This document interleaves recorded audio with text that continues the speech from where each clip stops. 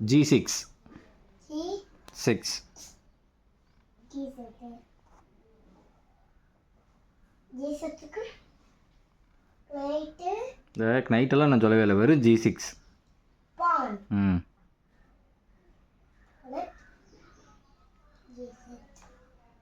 R A5. R A5.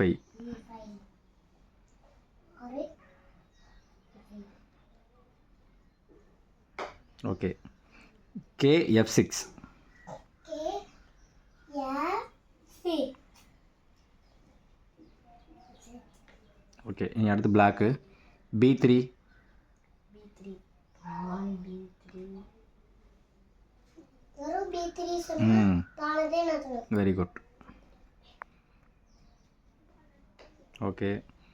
R B7. R B7 okay. K G8. R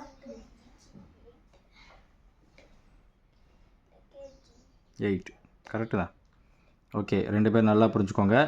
இப்போ வந்து black move பண்ணணும், சரியா? Black வந்து ஒயிட்டுக்கு செக்மேட் வைக்கணும். எப்படி வைப்பாங்க?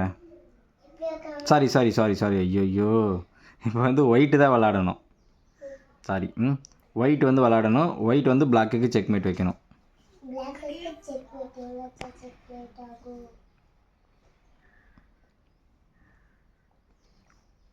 White to play. ரெண்டு பேருமே யோசிக்கலாம். ஒயிட்டு தான் விளாடணும் இப்போ. எங்கே வச்சா? ஸ்கொயர் நேம் சொல்லுங்கள்.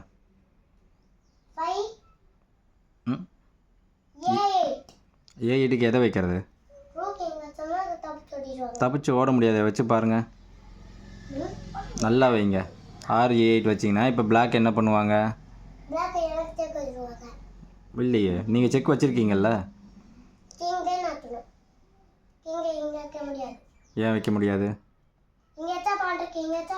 அப்போ செக்மேட் ஆயிடுச்சுல்ல. செக்மேட் ஆகலை. ரூக்கு கீழே இறக்குங்க.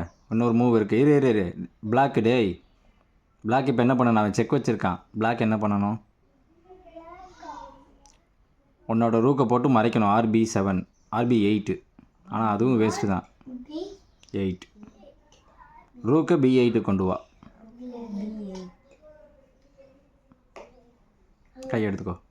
இப்போ என்ன பண்ணுவ?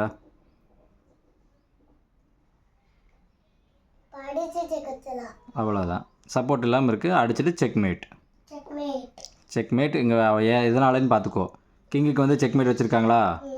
ஸோ ரூக்கை வந்து அடிக்க முடியாது. வேறு எந்த பீஸும் நம்மக்கிட்ட இல்லை, மெட்டீரியல் எதுவும் இல்லை. கிங்குனால் H7க்கு வர முடியாது. ஓகேவா? பான் இருக்குது. G7க்கு வர முடியாது, கிங் இருக்குது. ஸோ அதே மாதிரி உங்களுக்கு F7க்கும் போக முடியாது. ஸோ ரூக்குனால் H8க்கும் வர முடியாது. சாரி, கிங்குனால் H8க்கும் வர முடியாது. So this is checkmate. அவ்வளோதான். கை கொடுத்துக்கோங்க. Good game.